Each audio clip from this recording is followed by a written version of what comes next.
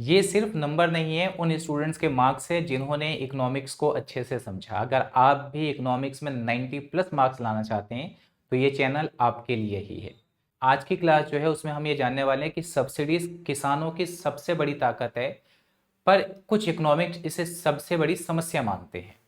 इसके साथ साथ जो ग्रीन रेवोल्यूशन है उसने बेनिफिट किया या उसने कई सारी समस्याएं क्रिएट की, आज के चैप्टर में हम लोग यही जानने वाले हैं। तो आज की क्लास पार्ट 2 है, चैप्टर 2 इंडियन इकोनॉमी 1950 to 1990। शुरू करते हैं। तो देखिए, इंडिपेंडेंस के बाद गवर्नमेंट को जो सबसे बड़ा काम करना था वो था रिफॉर्म्स इन एग्रीकल्चर, क्योंकि जब तक फूड नहीं होगा देश चल नहीं सकता, बिना फूड के तो एनर्जी ही नहीं मिलती है। तो पहला काम क्या था? Reforms in agriculture. ठीक है, तो एग्रीकल्चर में रिफॉर्म कैसे होगा भाई? तो पहला रिफॉर्म होगा लैंड रिफॉर्म्स, भूमि सुधार, और दूसरा जो रिफॉर्म होगा वो ग्रीन रेवोल्यूशन के थ्रू होगा। तो आज इन्हीं दोनों पर डिटेल में बात करने वाले हैं। ठीक है, तो लैंड रिफॉर्म्स के अंदर जो पहला पॉइंट है वो है एबोलिशन ऑफ इंटरमीडिएट्स। देखिए, इससे पहले हमने ये पढ़ा था चैप्टर 1 में कि जो जमींदारी सिस्टम था उसमें ब्रिटिशर थे, जमींदार थे और टिलर्स थे। तो जमींदार मीडिएटर था। कैसे मीडिएटर था कि भाई ये टिलर से क्या लेगा? रेंट लेगा, लगान लेगा, और इसको कहां तक पहुंचाएगा? अपने मालिक ब्रिटिशर तक पहुंचाएगा। ठीक है, तो इससे इनका एक्सप्लॉयटेशन बढ़ा। किसका? टिलर्स का। टिलर्स मतलब जोतदार जो खेत की जुताई कर रहे हैं, प्रोडक्शन कर रहे हैं। ठीक है, खेती कर रहे हैं मतलब। ठीक है, तो अब जब हम इंडिपेंडेंस हुए तो सरकार ने सबसे पहला काम किया कि भाई जो जमींदारी सिस्टम है, क्या है? जमींदारी सिस्टम है, इसको खत्म कर दिया। ठीक है, क्योंकि जो जमींदार थे या जागीरदार थे वो रेंट तो लेते थे, पर किसानों के कंडीशंस को इंप्रूव करने के लिए, एग्रीकल्चर को बढ़ाने के लिए कोई काम नहीं करते थे। तो पहली बात ध्यान रखना, जमींदार जागीरदार merely collected rent from the actual tillers of the soil without contributing towards improvement on the farm। तो इस रीजन से क्या था कि इंडिपेंडेंस के बाद एग्रीकल्चर की जो प्रोडक्टिविटी थी वो काफी लो थी। अब उस लो प्रोडक्टिविटी की वजह से हमें फूड इंपोर्ट करना पड़ा यूएस जैसे कंट्री से। ठीक है, तो अब क्या था? आपको पता है कि इकोनॉमिक प्लानिंग में हम लोगों ने ये पढ़ा है कि भाई एग्रीकल्चर में इक्विटी लेकर आना है, और एग्रीकल्चर में इक्विटी तभी आएगी जब सारे जितने भी फार्मर्स हैं उनके पास लैंड आ जाए, वो सब लोग प्रोड्यूस कर पाए। बात समझ आ गई? तो यहां पर क्या किया गया कि ओनरशिप को चेंज किया गया, ओनरशिप ऑफ लैंड होल्डिंग्स। ध्यान से समझना, किसान ने क्या किया? इंटरमीडिएटरी जमींदार खत्म हो चुके हैं, तो एक्चुअल मालिक जो थे ना, टिलर्स थे। ठीक है, तो इनको क्या बना दिया गया? ओनर बना दिया गया, ओनर ऑफ द सॉइल बना दिया गया। ठीक है, और जो फ्रेगमेंटेड लैंड होल्डिंग्स थी, क्या थी? फ्रेगमेंटेड लैंड होल्डिंग्स थी, इसको कैसा किया गया? ऐसा किया गया, कंसोलिडेट किया गया। तो इसके कंपैरिजन में इससे एग्रीकल्चर की क्या हो सकती है? प्रोडक्टिविटी ज्यादा हो सकती है। ठीक है, अब एग्रीकल्चर की प्रोडक्टिविटी ज्यादा होगी तो इससे क्या है कि फार्मर जो है उसको मार्केट में बेच सकता है, और जिससे क्या है उसको कुछ पैसा मिल जाएगा, जिसे मार्केट सरप्लस बोलेंगे। आगे इसकी डेफिनेशन आएगी। तो होप सो कि ये बातें आपको समझ आ गई होंगी। तो अब क्या हुआ कि जैसे ही ये लोग आया, जमींदारी सिस्टम खत्म हुआ, उससे क्या होता है कि कुछ जमींदार के इंटरेस्ट वोलेट हो जाते हैं। ठीक है, तो कुछ एरियाज में वो जो कानून होता है ना, तो कानून की कुछ कमियां होती हैं, तो उन कमियों का फायदा उठाकर उन्होंने जो टीनेंट्स थे, ठीक है, जोतदार थे, टिलर्स थे, उन सबको बेदखल कर दिया। ठीक है, और कहा कि भाई हम ही मालिक हैं। क्या है? हम ही मालिक हैं। तो in some areas the former zamindar continue to own large areas of land by making use of some loopholes in the legislation. There were cases where tenants were evicted, वंचित कर दिया गया, and land owners claimed to be self cultivators, the actual tillers, claiming ownership of the land. तो hopes हो कि इतनी बातें समझ आ गई होंगी। और स्टडी मटेरियल के लिए और अपडेट्स के लिए डिस्क्रिप्शन में टेलीग्राम चैनल और व्हाट्सएप चैनल का लिंक है, उसको ज्वाइन कर लीजिए। वहाँ पर आपको सारी अपडेट मिलती रहेंगी, स्टडी मटेरियल नोट्स मिलते रहेंगे। ठीक है, तो दूसरा आता है लैंड रिफॉर्म्स में लैंड सीलिंग। क्या आता है? Land ceiling.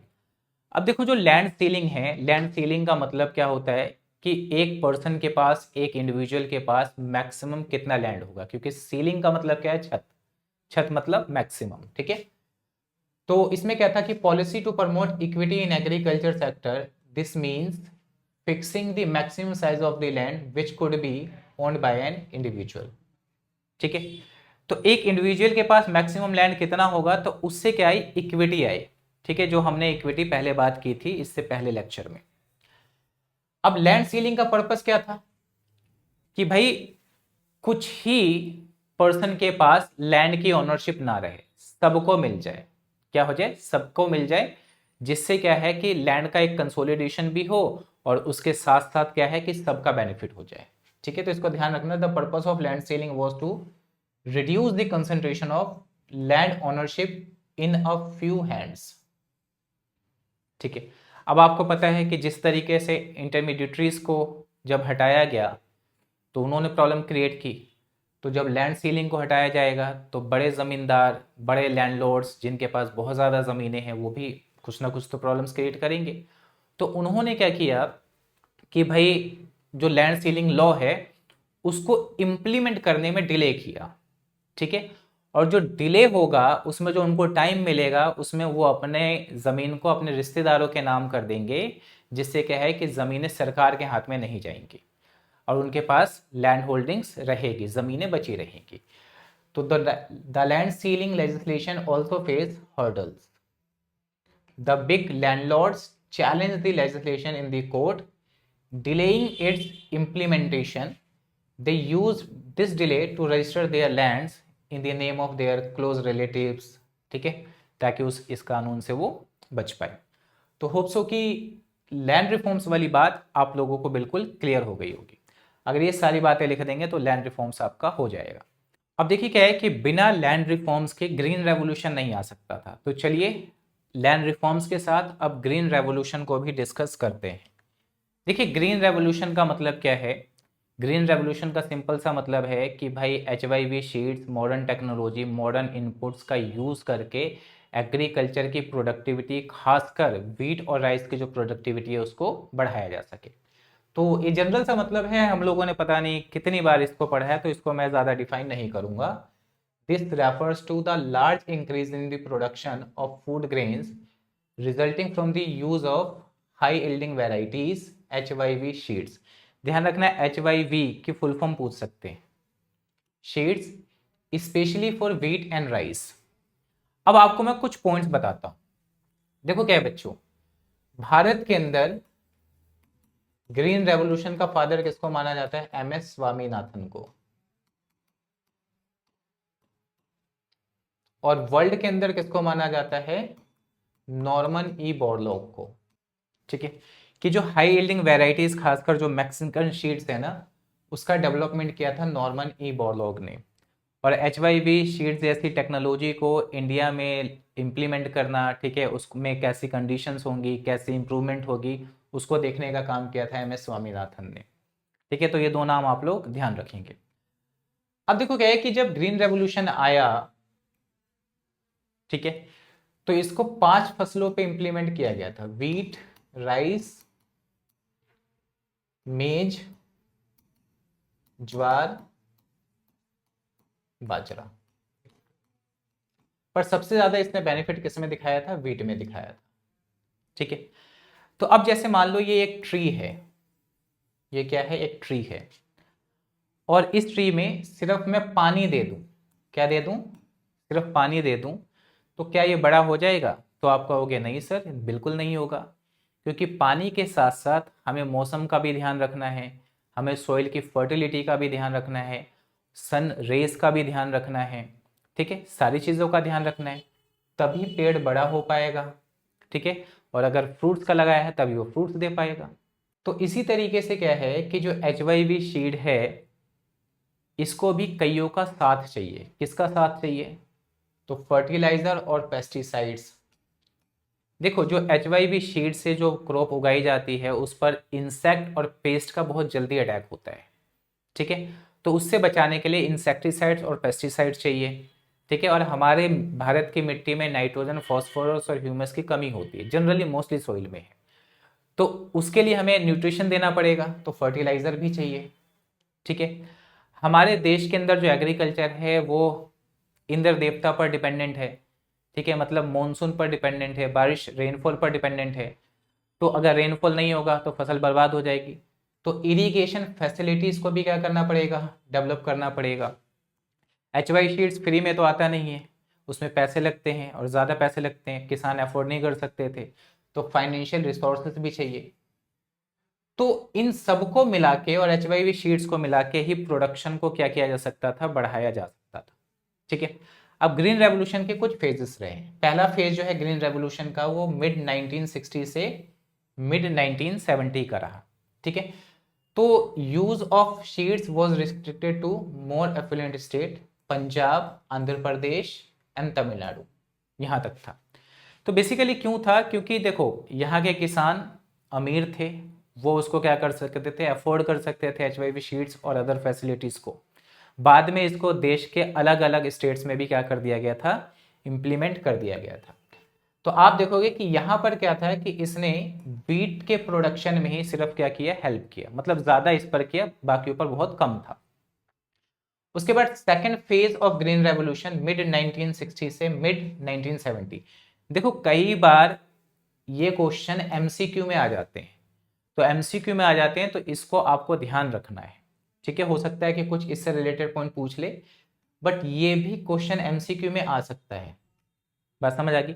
तो अब सेकेंड फेज में क्या हुआ कि जो HYV टेक्नोलॉजी है इसको देश के अदर स्टेट्स में भी क्या किया गया?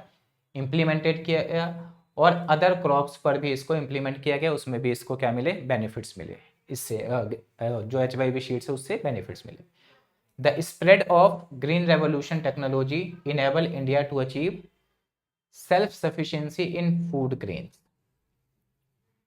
ठीक है, कि इंडिया को फूड ग्रेन्स में सेल्फ सफिशिएंसी मिल गई। तो होप्स हो कि इतनी बातें आप लोगों को क्लियर हो गई होंगी। बढ़ते हैं आगे।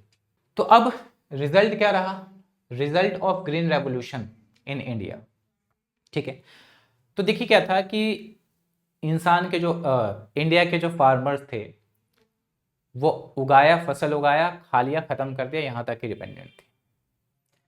अंग्रेजों का थोड़ा कंट्रीब्यूशन रहा कि उन्होंने बताया कि भाई कमर्शियलाइजेशन भी कर सकते हो एग्रीकल्चर का इस्तेमाल आप बेचकर, फसलों को बेचकर पैसा भी कमा सकते हो, उसमें भी कर सकते हो। तो अब क्या होता है बच्चों कि यहाँ पर ध्यान रखना कि ग्रीन रेवोल्यूशन से प्रोडक्टिविटी बढ़ गई, फसल ज़्यादा हो गए, तो किसान सेल्फ कंजम्पशन तो कर पाते थे, कुछ बचा भी लेते थे। तो जो प्रोडक्शन का कुछ पार्ट बचाकर जो मार्केट में बेचा जाता था उससे किसानों को मार्केट सरप्लस होने लगा। तो ये डेफिनेशन एग्जाम में पूछा जा सकता है कि मार्केट सरप्लस क्या होता है, ठीक है। The portion of agriculture produce which is sold in the market by the farmers is called marketed surplus. अब देखना कि जब प्रोडक्शन ज़्यादा हुआ तो इससे जो फूड ग्रेन्स थे उनके प्राइजेस कम हुए, तो वो फैमिली भी अब मतलब अनाजों को खरीद सकती थी जिनकी इनकम बहुत कम थी। The price of food grains declined relative to the other items of consumption, ठीक है। The low income groups who spend a large percentage of their income on food benefited from this decline in relative price। तो ध्यान रखना है बच्चों इस चीज का, ठीक है। The green revolution enabled the government to procure sufficient amount of food grains to build a stock। तो अब देखो एक डिपार्टमेंट है food corporation of India, food corporation of India. ये क्या करती है कि किसानों से फूड खरीद लेती है, उसका बफर स्टॉक बना लेती है, और जब भी देश के अंदर जैसे अकाल जैसे सिचुएशन हो या फूड के प्राइसेस बहुत ज़्यादा बढ़ जाएं, ठीक है, जिससे क्या है कि जो पुअर लोग हैं वो खरीद ना पाए उसे, तो उन्हें अफोर्डेबल रेट पर जैसे राशन कार्ड के थ्रू जैसी जो चीज़ें हैं उस मीडियम से, मतलब PDS सिस्टम के थ्रू उनको अवेलेबल करा देती है। तो इससे क्या है कि गवर्नमेंट भी एक अच्छा क्या कर सकती थी? स्टॉक रख सकती थी, जो इमरजेंसी में गवर्नमेंट के काम आ जाए। बात समझ आ गई? तो होप सो कि ये सारी बातें आप लोगों को बिल्कुल क्लियर हो गई होंगी, कोई दिक्कत वाली बात नहीं होगी। बढ़ते हैं आगे। अब देखो, ऐसा तो है नहीं कि कोई टेक्नोलॉजी आए और अपने साथ रिस्क ना लेकर आए। ठीक है, तो हर चीज़ में रिस्क भी होते हैं, ठीक है, बेनिफिट्स भी होते हैं।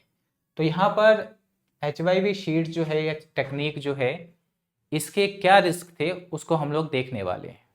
पहली बात क्या है कि ये स्मॉल और बिग फार्मर्स के बीच डिस्पैरिटी क्रिएट करता था।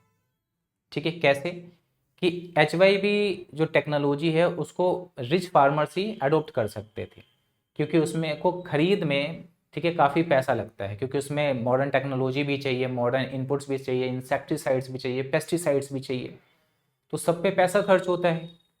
तो इससे जो रिच और पुअर फार्मर है उनके बीच का गैप बढ़ा।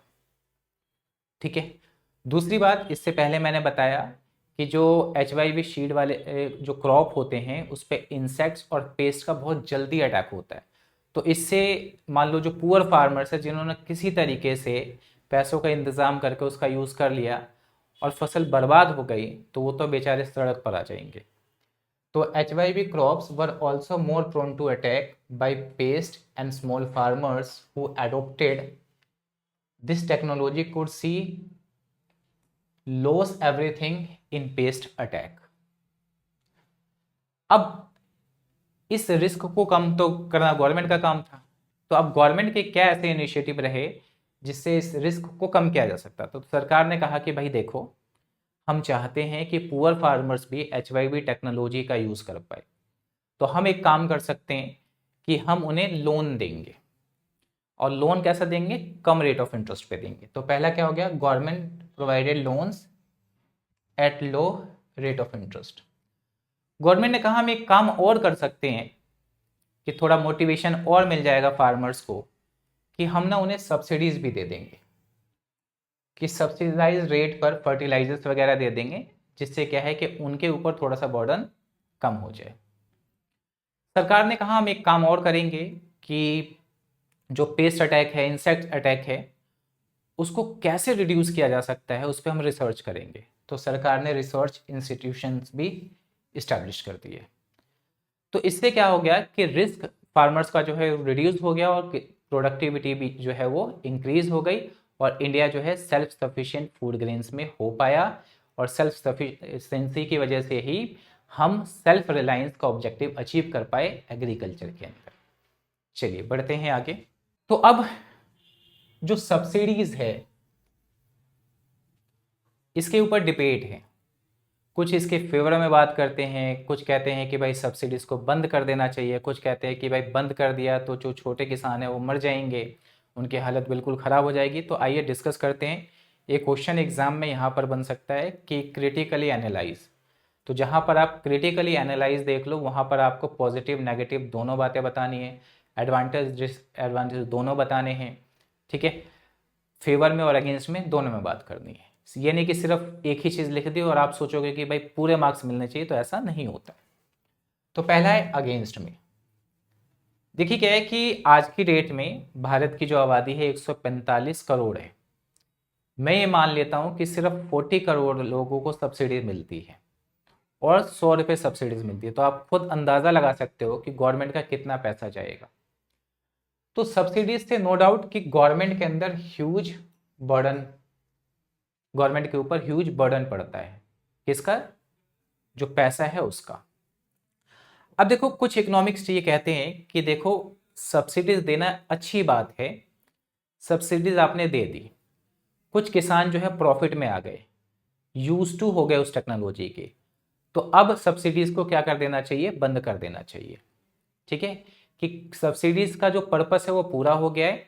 तो जब पर्पस ही पूरा हो गया तो सब्सिडीज देने का कोई फायदा नहीं है।